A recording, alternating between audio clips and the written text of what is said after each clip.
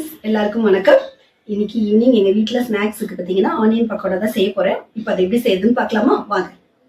Onion pakoda செய்ய இப்போ நான் ஒரு பவுல் எடுத்திருக்கேன். அதில் பார்த்தீங்கன்னா வெங்காயத்தை நல்லா நீளமாக கட் பண்ணியிருக்கேன். இது இதில் சேர்த்துக்கலாம்.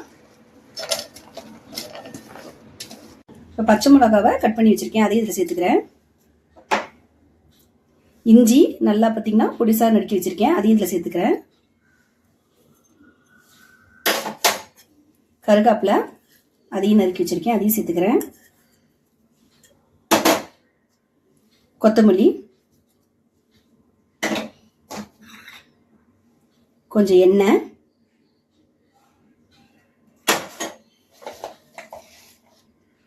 ஒரு ஸ்பூன் மிளகாய் தூள். நம்ம ஆல்ரெடி பச்சை மிளகாய் போட்டிருக்கிறதுனால கொஞ்சமாக போட்டுக்கலாம். 1/4 ஸ்பூன் மஞ்சள் தூள். இதெல்லாம் சேர்த்து முதல்ல நல்லா பிசைஞ்சு விட்டுறலாம்.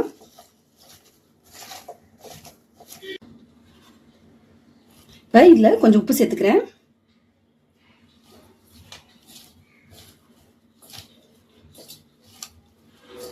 இப்போ இந்த வெங்காயத்திலேயே பார்த்தீங்கன்னா கொஞ்சம் தண்ணி சத்தா இருக்கும். அதனால நம்ம மாவை போட்டு பிசையும் போது லைட்டாக தண்ணி விட்டுனா போதும். இப்போ நம்ம மாவெல்லாம் சேர்த்துறேன். இது பார்த்தீங்கன்னா 1/2 கப்பு கடலை மாவு, 1/4 கப்பு அரிசி மாவு. இதெல்லாம் சேர்த்து நல்லா பிசைஞ்சிடலாம்.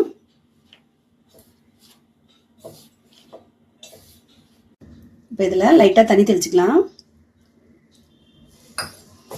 இந்த மாவெல்லாம் இந்த வெங்காயத்தோட ஒட்டுற அளவுக்கு பிசைஞ்சிக்கிட்டா போதும். இதெல்லாம் நல்லா பிசைஞ்சு வச்சாச்சு. இப்போ நம்ம எண்ணெயில போட்டு பொரிச்சு எடுத்துடலாம். இப்போ பக்கோடாவை பொரிச்சு எடுக்கிறேன். நான் ஒரு கடாய் வச்சுக்கிறேன். நான் எண்ணெய் ஊற்றிக்கிறேன்.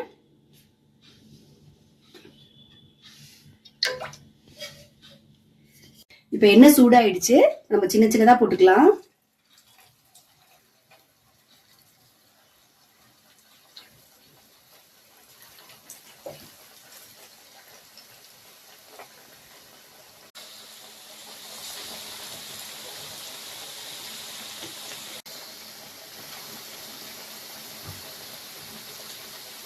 ஒரு சைடு வெந்துருச்சு, ஒரு சைடு திருப்பிக்கலாம்.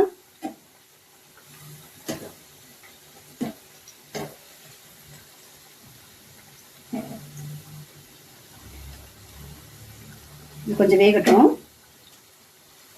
இதெல்லாம் நல்லா வெந்துருச்சு. இதெல்லாம் நம்ம எடுத்துடலாம்.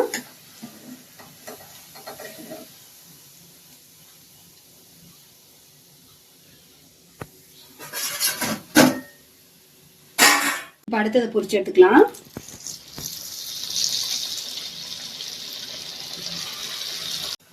இதுவும் நல்லா வெந்துருச்சு. இதையும் எடுத்துடலாம்.